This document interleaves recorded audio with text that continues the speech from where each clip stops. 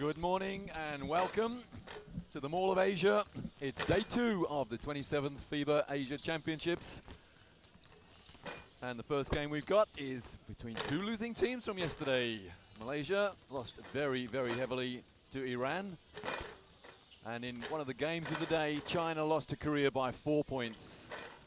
So China really are, well, their pride was somewhat hurt yesterday. We understand that their principal scorer, principal rebounder, Yi Jianlian, is not playing today. He's carrying something of a hamstring injury. So the rest of the team will have to perform here. I don't think there's any danger that China will suffer anything like they had yesterday against this Malaysian team. Malaysia are here purely and simply for the experience. They're the Malaysian lineup, and only one player got into double figures yesterday against Iran. That was the number 11, Hong Kong Gan, who hit 11 points. Top rebounder was Tian Yong Twek, 5 rebounds against Iran. They're the Chinese roster. Take no notice of that number 11 there, Yi Jianlian. I've been told by Panagiotis Giannakis, the Greek coach of China, that Yi will not play today. They're resting that suspect hamstring of his. So the other players in the team, they have a chance to show Coach Giannakis what they're made of. I'm Roy Birch, and with me is Tim Cohn. Tim, we had what has been described as a bit of a blowout yesterday with Malaysia, and we're fully expecting something of the same today. Are we right? Oh, I think so. 90-point blowout. Yeah, I'd say a little bit of a blowout by Malaysia. Poor team. They lost a teammate to a heart attack a couple of days ago. Then they have to come in and play a tough team against Iran and get beat by 90 points. And they are in the group of death. 3 will advance, and they are with China, and they're with Korea, and they are with Iran, and they're going to have a hard time even competing with any of those 3 teams. And China, after losing to Korea last night, that was a tremendous game, a tremendous upset. But China's going to be around for a beatdown tonight, and they're going to be looking to really go after Malaysia. So Malaysia's going to have to put on their hard hats and try to go to work and make sure they don't get beat up by the falling debris. Yeah, we've been introduced to the Chinese team at the moment, and I was very surprised yesterday when the veteran there, one from the end, Wang Zizi, he only got 3 minutes on court, and had made an immediate impact when he came on court. And I asked the coach, Coach Giannakis, why he didn't play longer, and apparently he didn't suit the style of the game. Well, as usual, we'll stand to respect the national anthems of both teams.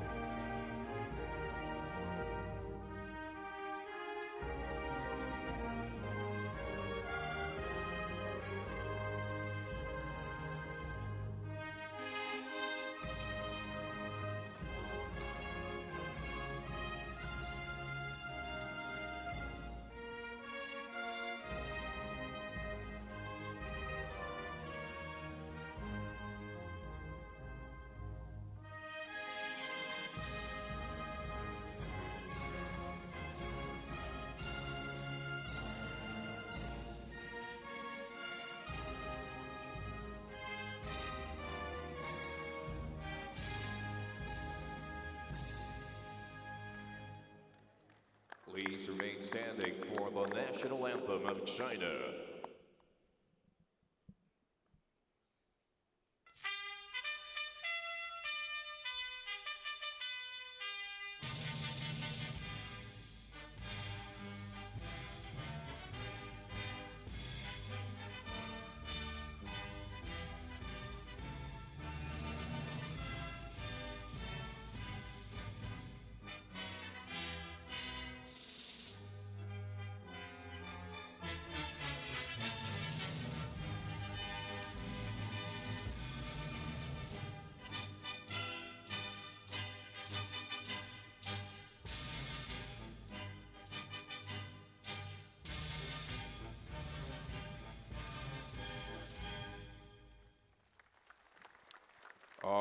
Officials for this game, referee Arsen Anduyushkin from Kazakhstan.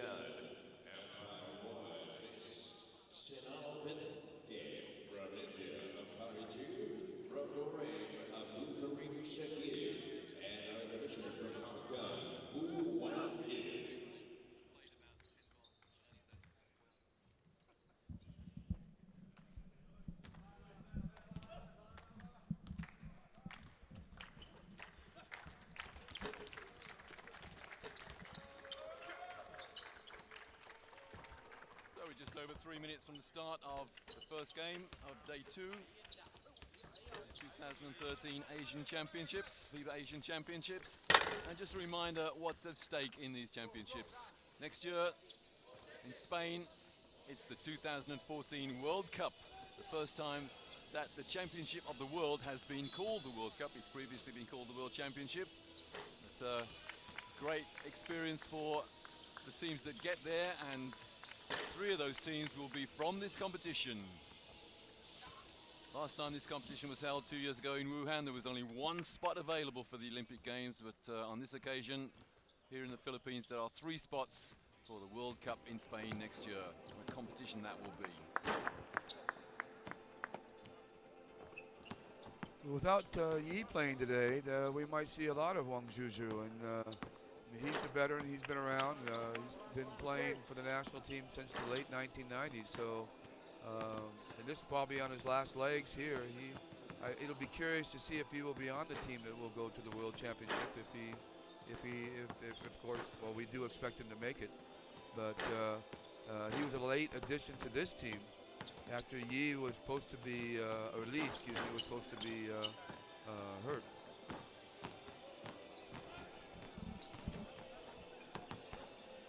Well, sometimes you have to ask the question, who'd be a coach?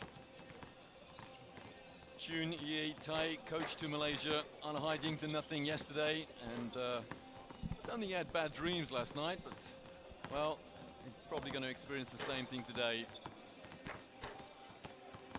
His players paying 100% attention to him, though. Good discipline in that huddle.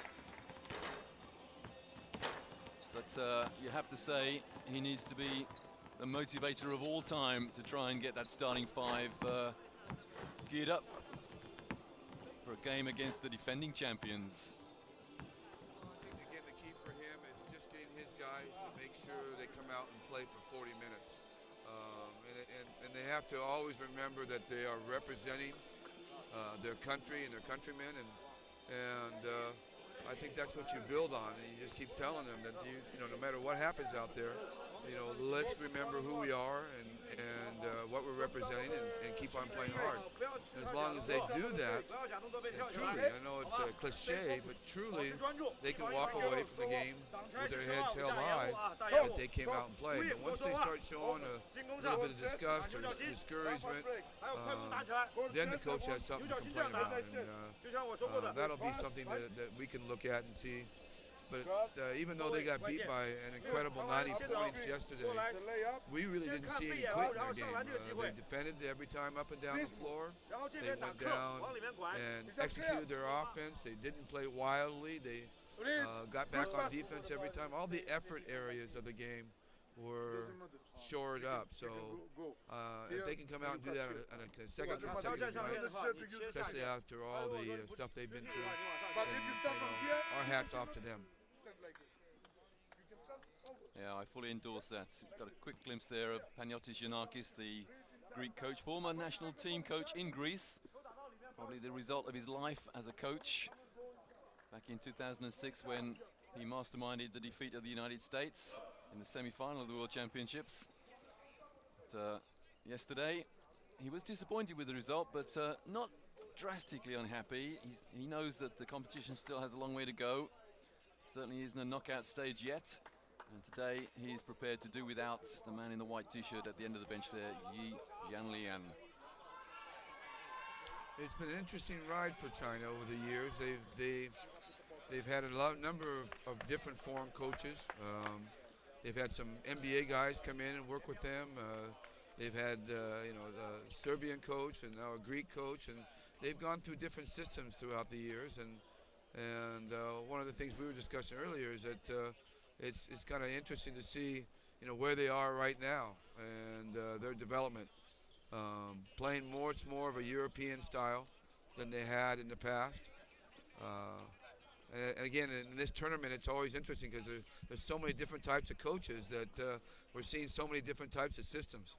And I find that very interesting myself. And hey, what do you know? That's the first time in this tournament where they've thrown the ball up and someone's tipped it quickly and they actually made the call. And it took the women referee to make that call. Yeah, you're not allowed to tip the ball on the way up. You've got to wait until it's reached its highest point. At least that's the theory. So Malaysia with an opportunity to take the lead. And of course, the first thing they do is throw the ball to some guy in the crowd. Well, I mean, just look at the floor right away. You can see the size differential. Sun Yi, who rotates back as a point guard at times, is bigger than everybody on the Malaysian team. So, there's just a huge size disadvantage here for Malaysia.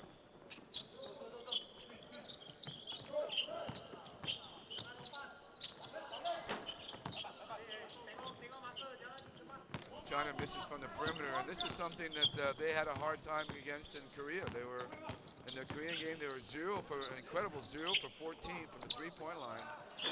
That really spelled their doom. They just could not open the floor up so that their big man could get work done inside.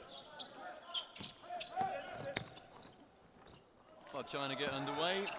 First score of the game, and it's number 13, Wang Zilin. In a game like this, they're just going to be able to overpower, the big men are going to be able to overpower their way to the basket. And, but that's, when they get to the higher competitions, like Korea, Iran, the Philippines, and things like that, they're really going to need their shooters to hit shots to open it up for their big men underneath. It was quite an amazing statistic yesterday from the three-point line, 0 from 14. Never seen a Chinese team shoot as badly as that. Then again, you have to give credit to terrific defense from Korea. Don't think they'll be in the same position today, but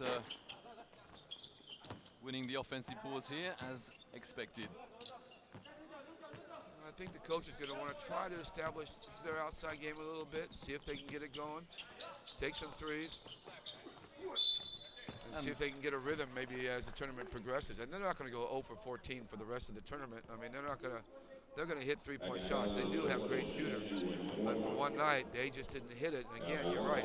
Was it Korea or was it just an off night for them? And I think that answer will be told to us as the tournament progresses. Yeah, I remember in Wuhan, China were dynamite from the arc. It just seemed to be raining threes almost every game. Perhaps that's because they enjoy the home courts, but certainly not the same China on the road. Wang Zilin. Interesting thing about that game is that Korea didn't particularly shoot that well from the three-point line either. They were 1 for 8, but they still were able to win that game by 4 points. It was a fabulous, fabulous game. And really the game of the tournament so far. That matchup. So the dunk makes it 5-0. Number 10 is Li Jiaju.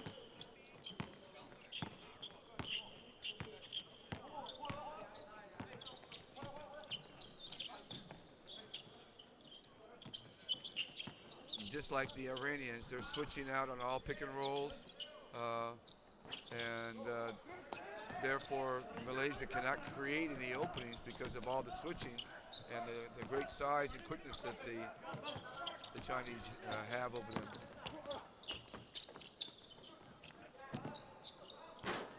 Well, there's the first 3-point success for China in the tournament so far. Sun Yu.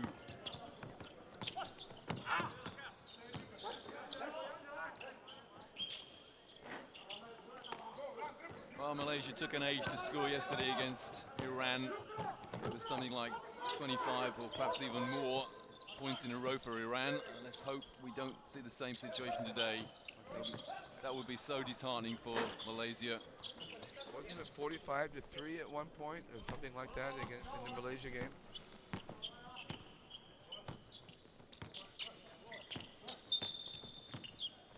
Well, an offensive foul called for the illegal screen against Malaysia's number 13, Chin Yong Wong. Sung Yu, who hit that first three-pointer, oftentimes is the primary ball handler, as you see him bring the ball up the court right now. And of course, he played with the Lakers, had a full year with the Lakers, came off their bench, and played with Phil Jackson. Now here we go, another three-point shot. Now it's raining threes for them.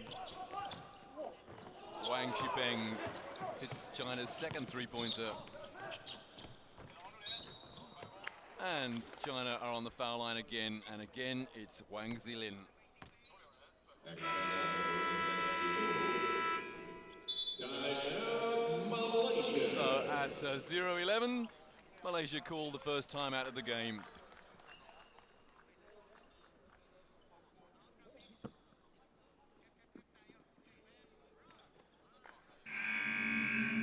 Garcia for three. Go!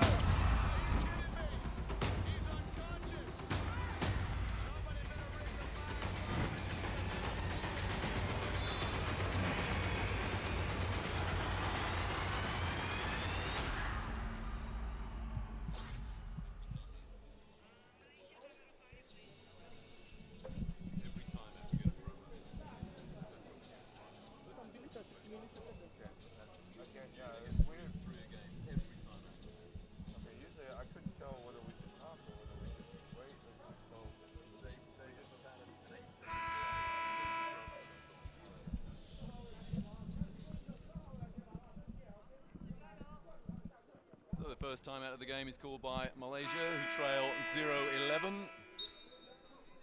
And 11 of those points for China have come from the arc.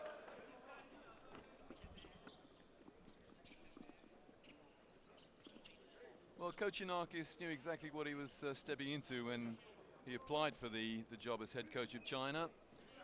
And you have to have a little bit of sympathy for him, because I don't think he speaks Mandarin or Chinese or whatever language the rest of the team is talking, so he has to go, everything has to go through an interpreter, and that's not an ideal coaching situation.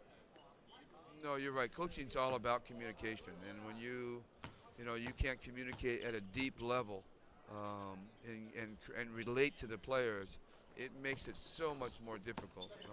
Chemistry is a big part of basketball. Trust and familiarity. These things all need to be, it takes time for these things to happen, and it takes, again, deep communication. Without it, you're really playing at a surface level, and not at a deeper level that you need to be successful.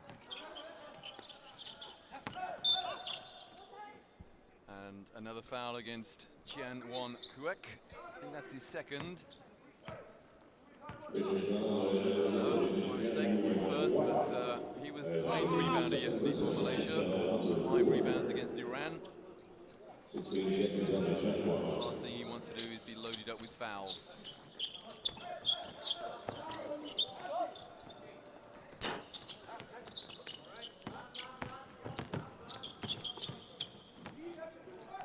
Well, if you're looking at China from a standpoint of how we're going to play later in the tournament against the tougher opponents, that shot Sun Yu took is key, because that's going to force guards to come out and help and stay outside, and then that's going to open up the middle for the big guys to be able to seal one-on-one.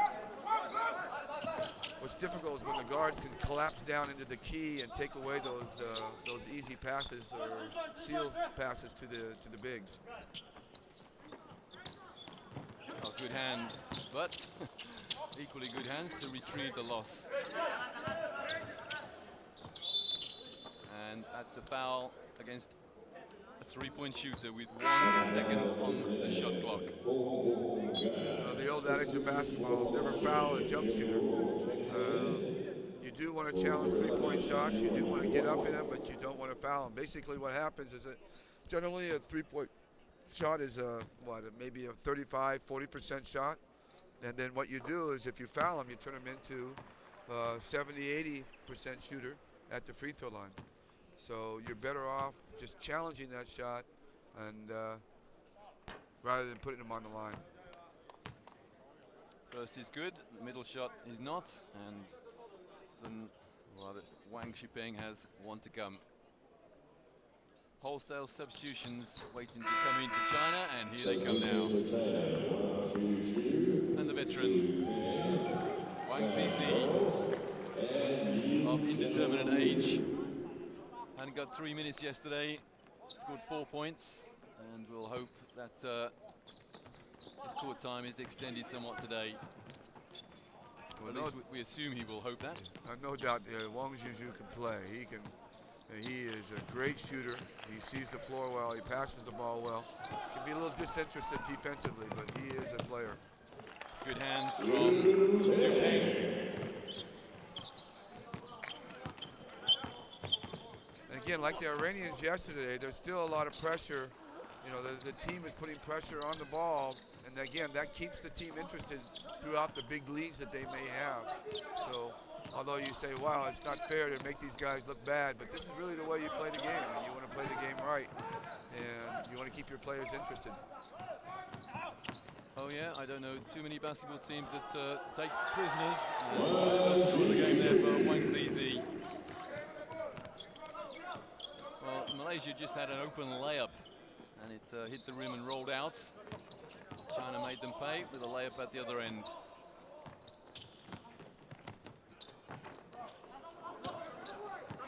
You get the impression that sometimes Malaysia shoot more in hope than expectation, perhaps anticipating a block coming. And 4 substitutions now for Malaysia as well. Coach Chun Yen-Ye giving everyone the experience of playing against the defending champions.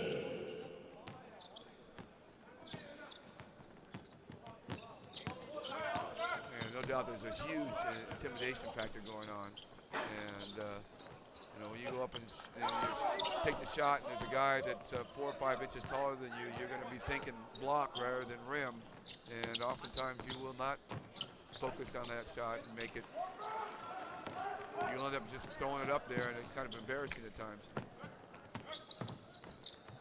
Sometimes you have to feel a bit of sympathy for Statsman as China hit their third of the game. Feel sorry for the Statsman because Wang Zizi, I think the Statsman probably gave him a steal there, but really it was just, here you are, have the ball, Wang. Probably possibly one of the most surprised men on the floor. Wang Zizi there, got a steal. And there's the third 3. With still 3 minutes to go in the first period. It's important to remember that China did lose yesterday to Korea. And, you know, they're going to come out here, and, you know, you come from a loss, you're going to come back ready, and you don't care who's in front of you. And like you said, they're not going to take any prisoners today. And whenever you play your second group, the second group's out there, which is out there right now for China. The second group's out there trying to prove themselves to the coach, and so they can elongate their minutes in the next few games, and so they're not going to let up. They're not going to take anything for granted. They're going to go at those guys much harder than even the first group would. Tim, have you ever seen a quarter of basketball where one team has failed to score? No, I don't think I have, and I think there's a real possibility that may happen today. Yeah, again, the intimidation factor against Malaysia, that was not a shot, that was more a throw at the hoop. That's good boxing out from Malaysia. Let's see what kind of offense they can generate here. They haven't been able to really generate any offense in terms of execution. Again, a lot of it just because of all the switching that goes on. They can't go by anybody. Well, in and out again as a groan erupts around the Mall of Asia on the small group of fans. Looking around, I think I see a school team or a bunch of school kids up there all bunched together. Let's hope they're supporting Malaysia. Under 2 minutes to go in the first period. Malaysia yet to trouble the scorer. The fourth three-pointer for China. That was a nice extra pass by Huang Juju. He will normally take that shot. That's a shot he can easily shoot and make, but moved the ball onward and gave it to his open three-point shooter, and they're probably wondering why couldn't we do that against Korea. Yeah, in that Korea game yesterday, I distinctly remember one of the Chinese assistant coaches signaling to Wang Zizi, shoot the ball. And several times he had the ball on the perimeter, didn't look at the hoop to make the pass, which is sometimes a sign of a good team player, trying to get other players involved. Great fundamental skills there from Wang Zizi. Pass to the hand, away from the defense. And a powerful move inside from Zhu Peng, and he drew the N1.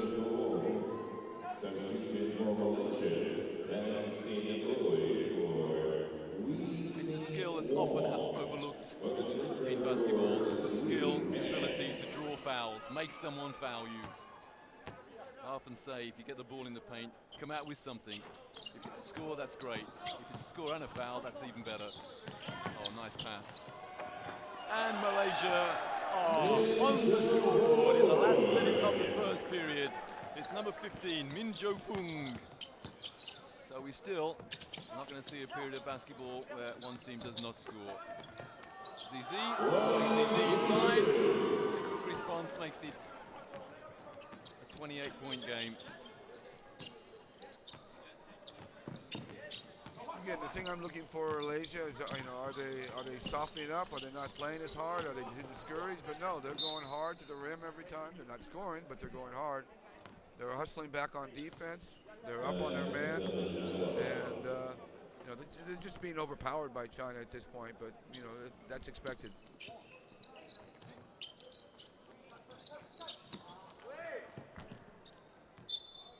Well, that's not a backcourt violation. It was just thrown out of bounds.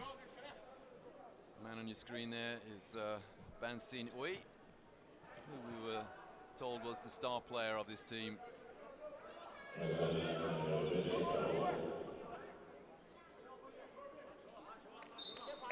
21.7 seconds remaining, first period. It's a 28-point margin. And it's only the first period, 28-point margin. Wang Zizi seems to be walking around in a bit of a dream there. And the foul. Nice short corner move. You get the ball just outside that paint area. It's called the short corner. And there's a series of moves that players work on. They call finishes. They call rip-throughs and spins and throw-overs. And he did a nice rip-through right there and able to get the foul. Second sighting of